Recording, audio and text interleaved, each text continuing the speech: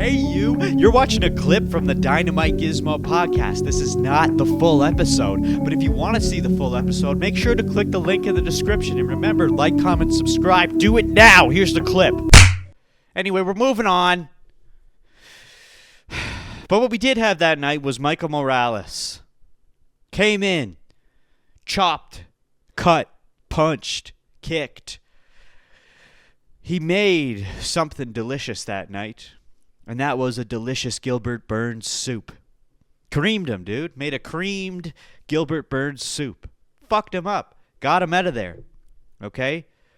The welterweight division. Unbelievable, dude. Unbelievable.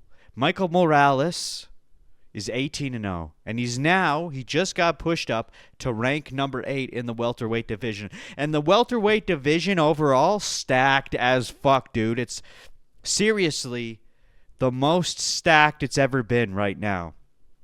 JDM, Sean Brady, Shavkat, Ian Gary, Joaquin Buckley, Michael Morales, Carlos Prates, MVP. I know they're a little lower, but they're going to rise up and take out the other guards. You understand what I'm saying here? Brady cleared out Edwards. JDM cleared out Bilal. Michael Morales cleaned out Burns. Buckley is about to clean out Usman. Oh. Oh, shit. And I completely forgot. Islam Makhachev is coming in to join the party, dude. You got to be shitting me. And then if we look at the fighters' fight records, Sean Brady, 18-1.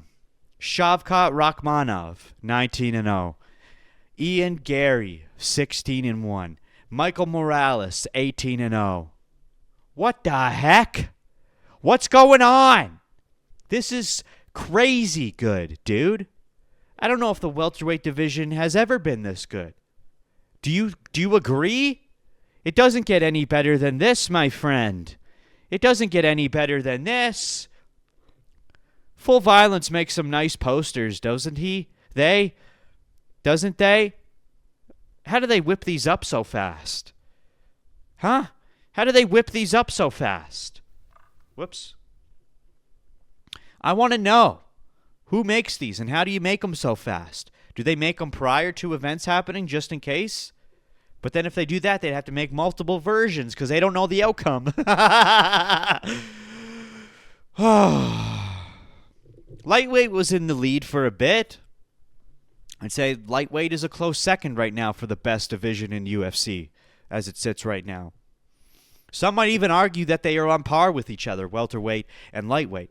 But if you look at lightweight, let's just have a quick peek at lightweight, okay? Arman Sarukian, he had a shot at the title. He did at the beginning of this year and fucked it up. Oh, did he ever fuck it up? Fucked himself up. Fucked himself, fucked UFC up, fucked the fans. Okay? And just look at him now. Who knows when we'll see him again? He's fighting in other fucking other promotions. Doing other stupid shit. Okay? Then we got Charles. Charles is fighting for the title. But he's more than likely going to lose to Topuria. And then Gaethje, he's heading into the tail end of his career. Holloway hasn't fought since he lost to Topuria. Now, Poirier is fighting Holloway, but it is Poirier's retirement fight, and then he's gone. Hooker's still out for another while because his hand is so fucked up. If you see it on the internet, it's still a fucking major gash. So who knows when he's going to come back. Chandler's entertaining, but he's not going anywhere. So really, we only got Paddy Pimblett left, who does have potential. Kind of really the only glue holding the lightweight division together right now. So when Topuria wins the belt against Oliveira, who's next? Because it's going to happen. That's the way it's going to go. Is it going to be Gaethje? Is Gaethje going to fight the winner of Topuria and Oliveira? You would think it would be that way. Or are they going to feed Paddy Pimblett to Justin Gaethje to give us a title contender? Because we already know the history between Topuria and Paddy Pimblett. All right? They've already spat at each other. And now they're in the same division. And they know, the UFC knows that Paddy is superstar material. So they want to get him right up there as quick as possible. So Paddy might actually be lightweight's last hope, aside from Topuria. And that's a terrifying sentence to say out loud. But back to welterweight. There's so many options right now. There's so many. There's so many different matchups you could make. Not even just for the title, just in general. Sean Brady could be the next contender for the belt. But we have to wait for Islam and JDM to fight, which won't happen until the tail end of October. That's more than likely when they're going to do it. So we got to do some shit in the meantime. We still have Buckley versus Usman, like I said.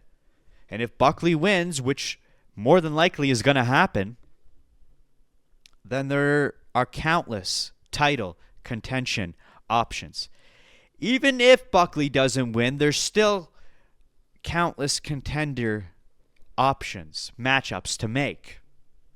Okay? But let's just say Buckley does win, which, again, is more than likely going to be the case. Is it going to be Ian Gary versus Buckley for title contention? Is it going to be Sean Brady against Ian Gary? Is it going to be Sean Brady against Buckley?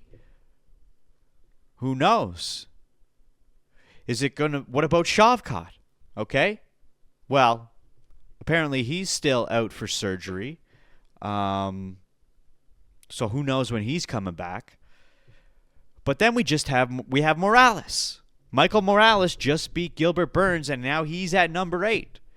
Okay, what if we give him to Gary? Everybody wants Gary. Everyone wants Ian Gary. Buckley, Michael Morales, and Sean Brady, they all want Ian Gary to fight first to find out who's got title contention. But Ian Gary was just a backup for UFC 315. Shouldn't he just automatically get the shot? He would have got the shot regardless. So it's like, do we put him up right away? Like, say what you will about Ian Gary. You can hate him. You can call him ugly. You can call him a cuck. You can say he's annoying, but he's clearly doing something right. Buckley, Brady, and Morales have all called him out. All right? They all called him out. So, even though, like, he may not have won against Shavkat, Ian Gary may not have won against Shavkat, but he certainly knocked him out of the division long enough to let the other guys play in the meantime, okay? Because there is a post here. I got to show you this post. Shavkat Rakhmonov, okay, here he is with a doctor. Look at this boy. Baka. Look at him. Doesn't he look nice? His leg's all fucked. But he says, you always sacrifice your health to professional sports. Thanks to everyone who supports and understands me. Caption reads, Shavkat is going under surgery procedure and will probably be out until 2026. Okay, so he's not getting that title shot anytime soon. And no one's even going to fight him to figure out a contender. He's out for a bit. All right?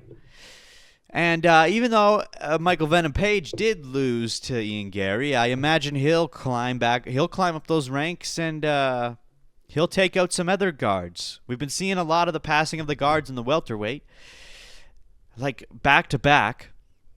And I think MVP's going to rise up there, okay? Maybe MVP goes up against Colby, takes Colby out. Maybe MVP takes out Jeff Neal, Stephen Thompson. You know, Stephen Thompson would be pretty sick. Similar matchup, similar fighting styles. Or maybe they'll just say, like, let's do fucking MVP versus Carlos Prates. They're both similar spots in the rank, but that would be a good fucking fight. Because Prates is going to rise up too, you know. Yeah, he lost to Ian Gary, but I think I still have hopes for Carlos Prates, okay? So those are the other two guys that are going to get up there, okay? Now imagine if we have MVP and Carlos Prates up in that top fucking 10 with all those other guys I mentioned. Like, holy fuck, welterweight is stacked, dude. Holy shit. Loaded with elite fighters. It's crazy. And the crazy part about it is, even without Shavkat, welterweight is still stacked as fuck. Shavkat's not, he's out, and he's been out, and he's going to be out for even longer, but it's still the best division by far right now, and probably has ever been. We've reached a point where you can remove an undefeated boogeyman from the picture, and the division's still bursting with killers, dude. It's crazy. So, I like milk and cookies. Give me Santa Claus. I like milk and cookies. Give me Santa Claus. I don't think that's actually Ian's son. Thank you, JDM. Oompa loompa body ass bitch! Shut your fucking mouth, you'll do nothing.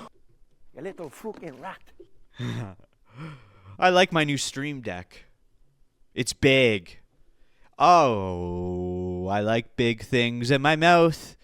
I like big things in my bum.